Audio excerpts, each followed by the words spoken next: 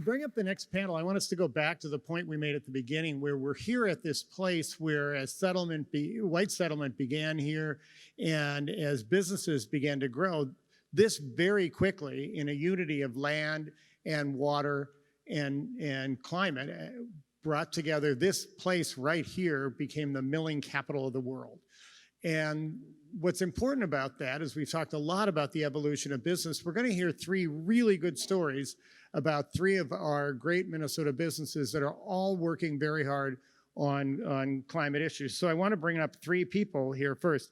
Gayle Schueller from 3M, Jane Melendez from General Mills Foundation, and Ela Eskinazi from Bank of America. Please welcome them all. Great to have you here. Thank you so much. Great to have you here. Great to have you here. Why don't I start with Mary Jane for a second. Mary Jane and I have known each other for a number of years. We've really come together around education equity issues. So I run into Mary Jane at the airport, and when you see an old friend and they're all excited, Mary Jane, how you doing? She says, I'm great. And I thought, you know, something with her family, maybe some big new thing at her job or anything else. But the first thing I think you said to me was sustainable agriculture? Regenerative agriculture. Thank you. Tell me why you were so excited at the airport, and tell me what you guys are up to right now. So I am 90 days into a new role at General Mills. The company on April 1st combined philanthropy and sustainability into a broader global social impact team, which in a very short time has made us realize, boy, the power that we have not been tapping into with our own resources. So we're really excited to change the way that we're working to be able to lean into these issues much more quickly than we have before, because to the points that were made earlier, we don't have a lot of time to turn the dial on these issues. And one of the things, I never thought I'd be talking about soil so much, but in my job, what I've learned is the power of healthy soil to sequester carbon and to keep that carbon, you know, feeding and providing nutrients to the microbiome underneath the soil. And General Mills back in February made a commitment to advance regenerative agriculture practices on 1 million acres of farmland by 2030. And I'm really proud of that. Please, yes. Say that again and let's get a round of applause. 1 million acres of regenerative agriculture practices on farmland. So that means less pesticides, less fertilizers, cover crops, diverse rotation, keeping a living root in the ground, integrating animals, all to one, drive more farmer profitability and resilience. We want these farmers to be able to pass their operations down to their next generations. We want to improve soil health because healthy soil can literally help to save our planet and can bend the curve on the carbon that's in the atmosphere today. And third, to increase biodiversity. And that's something that's really important for General Mills as you look at the fact that we've lost 40% of the world's insects and pollinators in the last decade. And for a company that depends completely on the health and well-being of Mother Nature, we have to invest now and we have to go big. Great. Okay, thank you. Great work. So Ela, let's hear a little bit about the work that you folks are doing, because you're in a business where you don't normally think about connecting it necessarily with climate. Talk to me a little bit about how you guys have approached the issues. Yeah, I want to say, first of all, thank you for having us here, and also thank you for your leadership in really doing your advocacy with the in the market. So Bank of America has been focusing on driving responsible growth strategy. So part of what we do, we serve our clients, but we know we have a role and a significant role to play in terms of transitioning into a zero or low carbon economy. So sustainability, or how we look at it, how we manage climate change, mitigate the impacts of climate change is really twofold. It starts with, you know, our own effort internally, how we manage our own operations, how we, either on the environmental side or social side, and the second dimension is really how we think about the market, how we think about our financing activities, how we deploy our own capital to make this change happen. And that's been really the core focus of that responsible growth strategy in the last 10 years since our CEO, Brian Moynihan, took over. So slowly but surely, we've been building on that. You know, as you all know, financial industry is one of the high risk industries.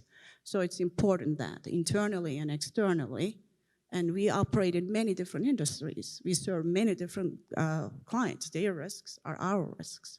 So that's why it's important for us to be ahead of the curve. And also our clients are demanding it. Our investors are demanding. It's not just we build a strategy, but there is a pull. There is a pull from the market. Our associates, who, you know, we have our local market leadership team, they're also the big advocates within their markets. We have one of the biggest environmental stewardship chapters across the US and globally, and they are so proud of what we have been able to achieve in the last 10 years, building on that strategy and driving this strategy. So it's a proud, it's their proud moment, and totally aligning their values to the company's values, what we are embarking on. And the last thing I would say, and then we may move into the next dialogue, is there's a great business opportunity. It's not just a strategy for the sake of strategy. We totally believe in this. We invest in it internally. We build capability, capacity in every line of businesses we operate. So we truly see a great business opportunity for growth. Gayle, one of the things that struck me about 3M is it's one of those businesses that when we talk about legacy, it's a business that grew up surrounded by raw materials and then got into, obviously, you know, name it, Scotch tape, everything else. Now the way I understand you're looking at this is really quite holistically. You're trying to build this into the whole operation. How are you approaching that at 3M? So it's wonderful to be here. Thank you so much for hosting us and for all your good work over time. 3M's been in this community for over 100 years, but we're very much a global enterprise. If you go to other parts of the world, because of the nature of our icon, people sometimes think we're a local Japanese company or a local Chinese company. It's really breathtaking. So, but what is also true with 3M is that we are so diversified now. I mean, many people in this room probably remember us as demining, right? But we're far beyond that now in healthcare spaces, in personal safety and energy and electronics, transportation, road safety, across the gamut. So when we think about sustainability, we think about both the responsibility that we have to all of our stakeholders in those businesses, but also the opportunity that we have to impact. And so when Mike Roman came on as our new CEO last summer, one of the things he asked about was, how do we step up in a bigger way on sustainability? How do we refresh our approach?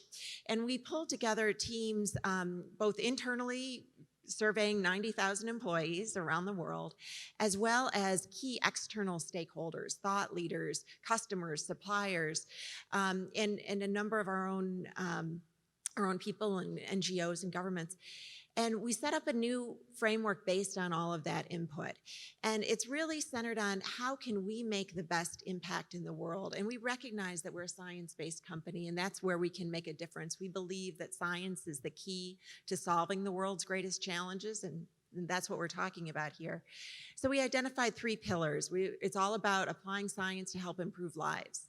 And the first one is about science for circular economy. Second is about science for climate, and the third is about science for community. I'm proud not only of how our employees are engaging around that in many, many ways, as well as the fact that people seem to be able to remember it when we have 3 C's and just 3 pillars. And I'd be delighted to go into any details on that. I should give a shout out to the city of Minneapolis, who just last week hosted Circularity 19. It was a conference sponsored by GreenBiz, and it was the first large-scale North American convening for the circular economy. So really proud of this community of stepping up for that. Great. I'm going to ask one question, but I don't want people to get too comfortable out there, so prepare your questions, and I'll turn to you guys in a second. 3 really great stories. Behind the scenes, it probably wasn't quite so easy to get there, right? Can you tell us a little bit about how you walk this through a very large three very large companies, very complex companies, companies that have a lot of pressure on quarterly earnings? How do you deal with the dynamic internally, and give us some insight into something that was hard that you got over? Want to start, Mary Kay? What I have found that is very powerful is simply bringing in facts on the reality of what's happening to Mother Nature. So the fact that we have lost 50% of the world's topsoil in the last century, or the fact that 40% of our insects are gone. And we are a company that depends upon agriculture and Mother Nature. And what I tend to frame up with our senior leaders is, you know, it's as leaders, this company is under your watch right now, and you are responsible for making some bold, tough, and sometimes really expensive decisions to ensure that this company is here for another 150 years. Because if we don't, we're not going to be able to feed the next generations. And I use stats from the United Nations where I've heard some of their scientists talk about the fact that because we've degraded the soil on the planet so severely that they think we have about 60 harvests left. So think about that. How are you guys going to feed your grandkids? If we can't grow food from the soil, and 95% of that comes from the soil, our food, we're not going to have a business. So for them, it's not a choice. It's not even a choice. We have to do this. And what I'm trying to do is get them to move, I think, with a little bit more alacrity and to make the investments now and not wait till 2025 or 2030. We have to make these changes today. And I'm also helping them to understand how we need to empower our 38,000 employees, not just to be educated about this, but to live it out in their own jobs. So how are they thinking about more regenerative practices in the businesses that they're operating? How do they think more about, even beyond recyclable packaging, how do you think about packaging that's positively contributing to the planet? Or carbon positive. So thinking about those types of elements that are very different than the way we've been engaging our employees today, not to have them be passively aware of the issues, but active, engaged citizens that are actually doing their part. Can you give us, just as you navigated that path with them, what was one big thing that was tough for them at first and you got them over a hump? I think one of the issues, not issues, but one of the things that was hard for them to get their head around was, why is our sustainability team always talking about soil? And I think they just didn't understand the power that soil, and I didn't understand that until I was immersed in this.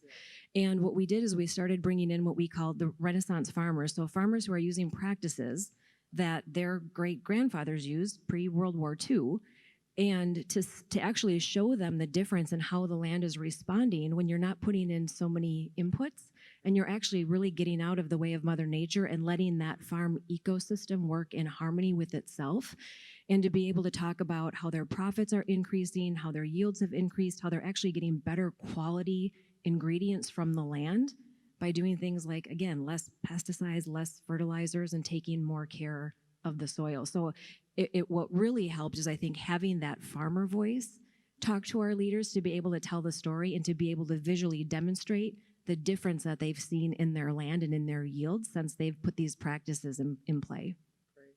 Ela, a bank is about money. It's obviously about more, but how did that conversation take place within the bank? And what was like I just asked, what was a big thing that you guys got over that was complicated at first? I would take all of us back to 2007. I was with the bank, so I can speak about it.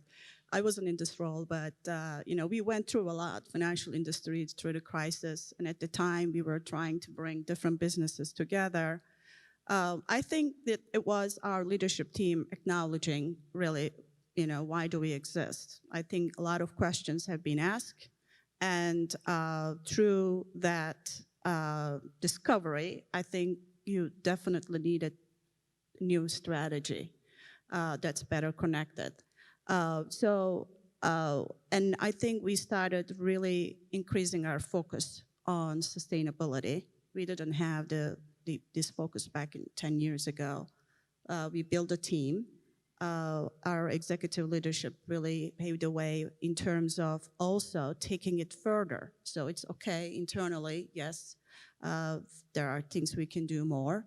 In fact, one of the things I would highlight Brian Moynihan did as part of his strategy that's more connected locally is to define the local market leadership team. We need to be connected to the communities. We need to know what that community, each and every one is facing. We need to be at the table.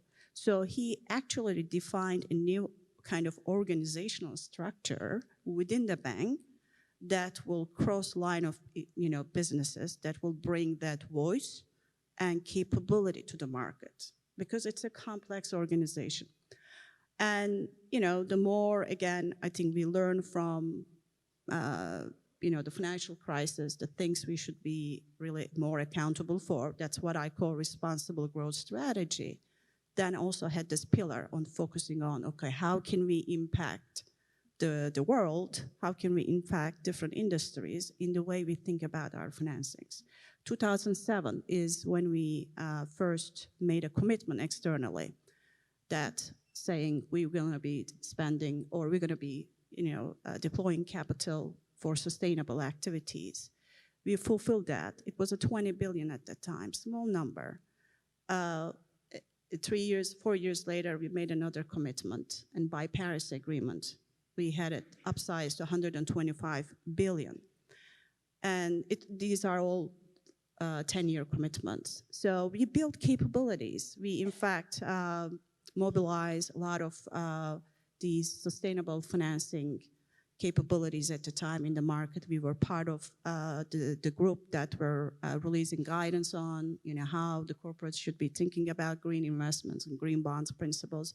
So I think over time, as we build expertise, we were able to really do more, right? Take more risks, learn from what we have done. And now I'm happy to report out that hopefully we will complete that 125 billion commitment by the end of this year. And we made another new commitment this past April to really increase that. It's a new additional incremental commitment. It's a 300 billion commitment. So we look forward to. Now let's talk about sustainable food and agriculture. Let's talk about clean transportation. There's so many things to go after. It's just a beginning.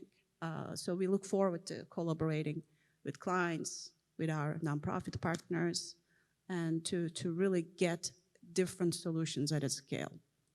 Okay, Gayle, before I open it up to questions, same question. Huge global company connected to all these different things. How do you navigate this, and what was a big thing you got over? Yeah. So I think it is a challenge in a big organization that's really diverse around the world, but it's core to the values that we've built on as a corporation. So in part, I feel like we've unleashed things a little bit and gotten people the opportunity to unleash their 15% time that you've probably heard about from 3M, 15% of time you can work on anything regardless of what your manager might say. And people all around the company have been doing that for a long time. It's really inspiring. But I think we've done a lot of things. We've announced 100% renewable electricity plans. We've announced our commitments to the circular economy.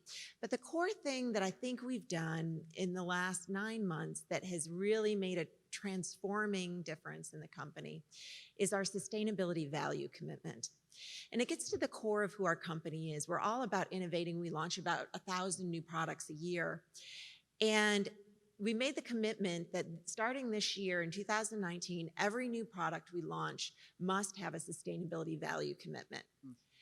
Now, those of you who know 3M well are thinking, well, you've been doing sustainability for a long time. You have products that help extend the range of electric vehicles or improve the gas mileage of internal combustion vehicles. You have products that help with renewable electricity or solar energy. But the fact is that we've never insisted on it as a requirement at the very earliest stages of the new product development. And any of you who've been around in new product development knows that the decisions you make in those very early stages end up telegraphing over time. And so I'm extremely proud that in the last 6 months or so, we have really transformed the discussions of every new product we launch. And people are realizing that by the time they launch the product, they have to have at least one thing. So that means that in the early stages, they better have 5 or 6 because they might not all pan out. And it's what I'm loving about it most, perhaps, is that it's generating this internal competition. We've been intentionally non-specific. We use a lot of examples of this would qualify or that would qualify. You can change out raw materials. You can do things where our customers improve their footprint. You can do things that really transform a business in a different way, like smog-reducing roofing granules. Who thought you could put on a different roof on your house and extract nitric oxide from the air and reduce pollution?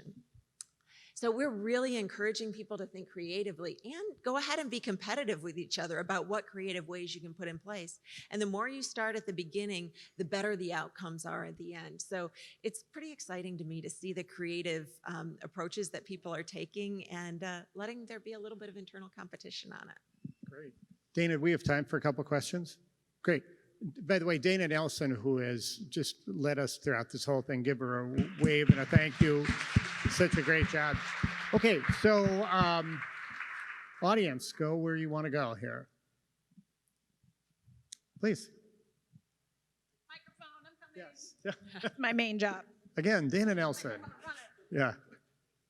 Thank you. Hi, my name is Kyle Samanjima, and I work for an environmental nonprofit, so these issues are front and center for me. And I'm going to take a risk and ask this question. First, I'll preface that with appreciation for the sustainability goals and commitment that you all have.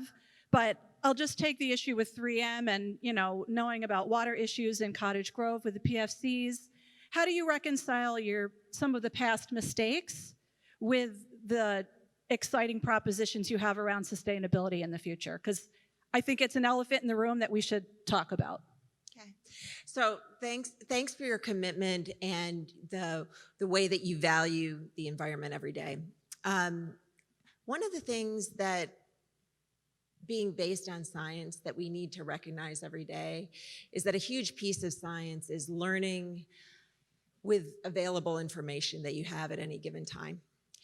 And we strive as a global enterprise and individually across the corporations to be making the best informed decisions that we can make on any given day. As I hope that many of you in the room understand when it comes to fluorochemicals like PFAS and PFOS and PFOA, 3M actually was the first entity to recognize bioaccumulation factors and persistence of those chemicals. Prior to the time when we brought the attention to the EPA and our competitors, the detection limits weren't in place to identify where those chemistries were building up. So we're very committed to having people all over Minnesota, all over the world, having confidence in their drinking water, having confidence in their ability to use the water in all the ways that they want to. And we have that for our own employees around the world who've been involved in manufacturing chemicals like that, as well as other things. So today we're in a position where we know more than we did. We know more than we did 50 years ago, we know more than we did a decade ago, and we know more than we did yesterday, and every product in our portfolio. So I'll assure you that every day we're striving to make the best possible decisions that we can, and we're committed to the state of Minnesota, we're committed to our communities all around the nation and the world on making the best decisions based on informed science today to make the best possible future and improve lives around the world. Great. Hi, my name is Matt Kazinka. I work for the Lake Street Council. We support small businesses in the Lake Street corridor here in Minneapolis. It's exciting to hear about some of the impacts and the big commitments that large businesses like yours are able to make, and the huge resources you're able to put behind those. We work a lot with small businesses, and I talk to small business owners all the time who are personally very interested in sustainability, and they care about climate and the environment and clean air. but often really struggle to kind of put those into action in those small businesses just because they're torn in so many directions and have so few resources. I'm wondering if you see opportunities in your large businesses with resources you have to kind of support small businesses down the chain to help them pursue sustainability in their business models, and where you see opportunities to kind of pass that down and make sure that all businesses have an opportunity to be part of this kind of shift towards sustainability in the economy. I would say yes. And what's been really interesting since we launched this commitment around regenerative agriculture, we've actually had pretty significant outreach from other companies. They're not probably as small as some of them that you're referencing today, but we've actually invited them in to share and learn from what we're learning, because we're on a learning journey too. We've only been in this space for about 6 months, and so we've got a lot to learn. We're probably not doing everything as good as we could today, and so we've invited some of these organizations in. Some are suppliers of General Mills, some are customers of General Mills. Some are not direct competitors, but we're in different food businesses. So I think the other piece around this, where I think these climate challenges have brought organizations together, businesses don't want to compete in doing good. We need to work together in this area because we are all benefiting from the earth and from Mother Nature. And I've just seen remarkable collaboration and people engaging in very different ways when we have climate and the environment at the center. So I would say, reach out. Again, we've said yes to everyone who's picked up the phone and called General Mills to want to learn more. And you're sure welcome to join some of the farm tours we've got on the schedule for this summer. Bring your muck boots. I can jump in a little bit. I truly believe when we look at industries, regardless of your size or segment, you probably face the same issues. If you're talking about environmental impact, it doesn't matter if you're corporate or middle market or a small business. You face the same challenges. We are all going through the same learnings and trying to find solutions. So there's really no difference. But it's not just environmental. Now we're talking about social impact, right? So environmental projects do have a social impact. For private companies, for smaller companies, we have been actually working with B Corp as a kind of a source advisory. I think they have a great framework, a tool set you can leverage. I think, for the public companies, you're right. There's a lot out there in terms of what they can leverage. There's maybe more transparency because they are public. But I think you can leverage the same best practices, same benchmarking, and some of the tools available at your discretion too. So I think that there's always opportunities to partner with local communities and small businesses. One of the things that I'm excited about that 3M's been doing for the last couple years that people might not be aware of is a program that we call Impact, where we have employees from anywhere in the world can apply to spend some prep time over a few months and then 2 weeks live in a community working with nonprofits and small businesses to help develop their skills. And we intentionally bring forward teams with specific expertise. It might be in business development, it might be in science, it might be in design, to help communities advance things that are important to them. So a couple examples would include some work that we've done with orphanages in India, helping small children and advancing capabilities for that local economy to have those children be able to attend schools, as well as activities where we're helping clean up some of the slums and waste areas in Indonesia. Just kind of a different way, partnering with NGOs, partnering with small companies to help advance their capabilities in new ways in those geographies.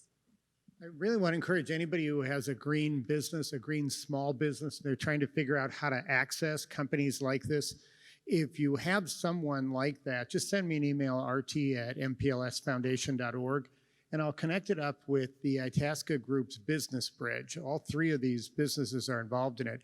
It's an effort by the large companies to open their supply chains to smaller and emerging companies, especially companies led by people of color.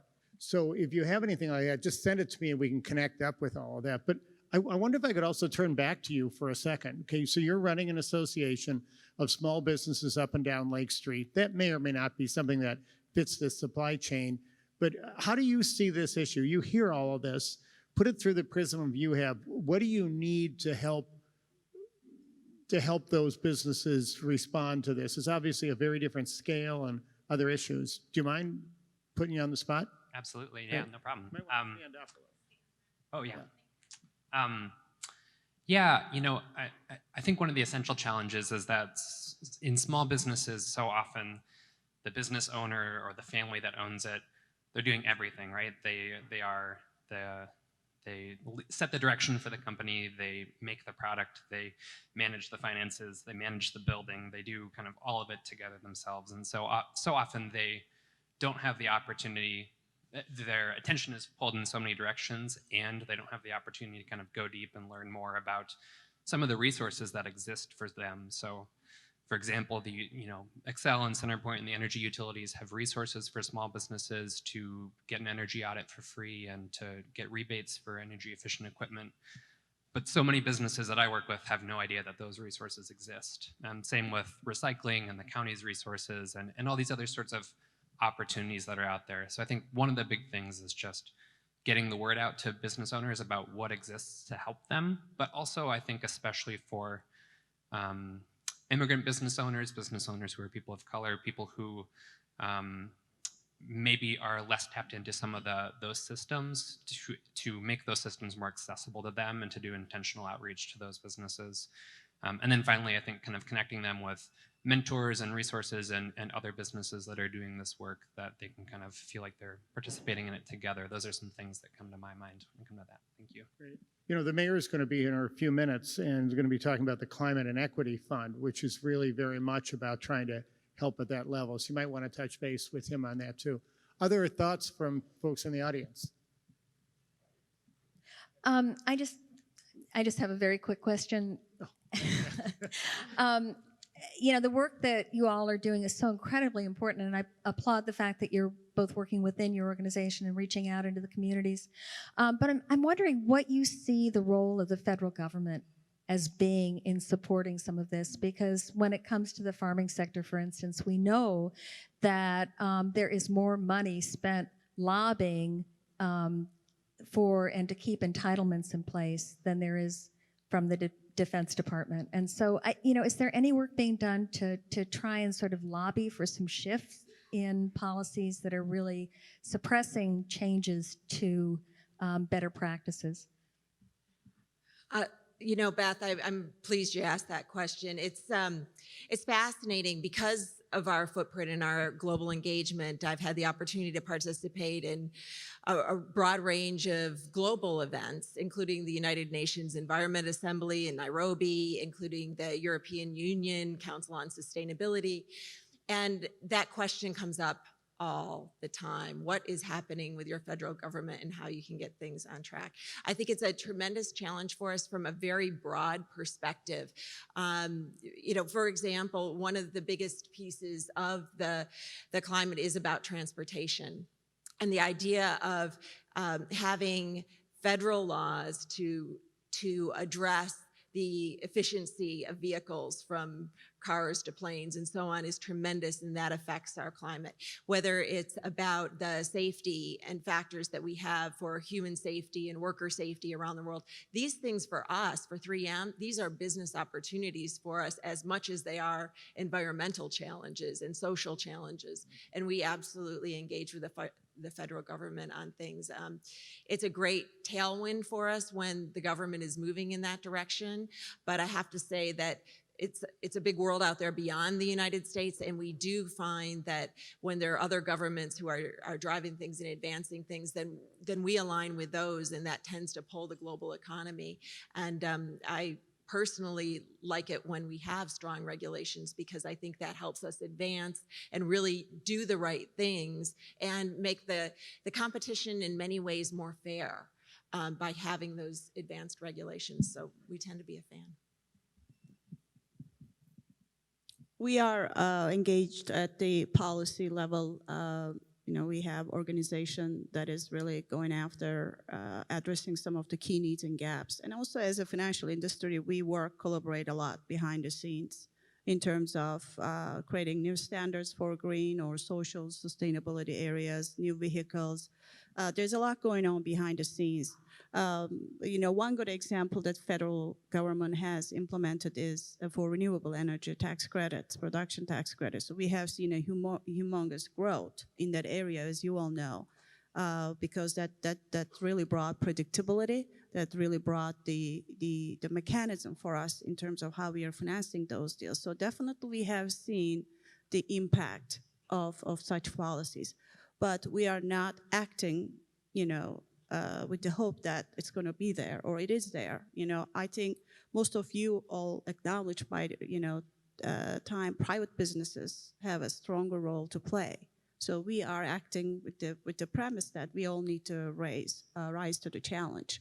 So we are collaborating more with our NGO partners, third parties. We are collaborating more with our peers. So, and also with across the industries, ESG is something that we oftentimes collaborate, try to have our, benchmarking. The philanthropic efforts are now getting more connected. We want to be strategic in terms of really going after where we focus our time, where we spend our time, and also with now the Sustainable Development Goals is the overarching compass for a lot of the corporates, what we are trying to do in the social impact space. Yeah, I would say a few things. One, I just presented to the General Mills Inc. Board of Directors yesterday explaining why we brought philanthropy and sustainability to get together. And the main reason is because of society's expectations on business and the ever-changing environment that we're trying to navigate. And before I walked into that meeting, I had an email from our Hispanic network asking what General Mills is going to do for all the children who are at the border. So those are the types of real requests that our employees are asking of our company today. And it's not just our employees, it's consumers, it's public interest activists, it's investors. And we need to be better positioned to respond to those types of inquiries that are coming in and decide when we have our CEO respond, when we don't, when General Mills engages, when we don't. I would say the other piece that I've seen in the time that I've been in this role is there's a lot of frustration across our government affairs teams because parts of our federal government are asleep at the wheel. And we've also been responding and engaging even more with foreign governments. We just entered into a One Planet Biodiversity Coalition that's being led by the French government because they're taking action on pollinators. And we're not going to sit and wait. We're going to go with where the action and outcomes-oriented partners are because we, again, just want to move with more alacrity on these issues. So I hope that changes, but it has been a frustration. Can we thank this great panel and ask you to go back and thank your companies for the good work? Yeah, thanks very much.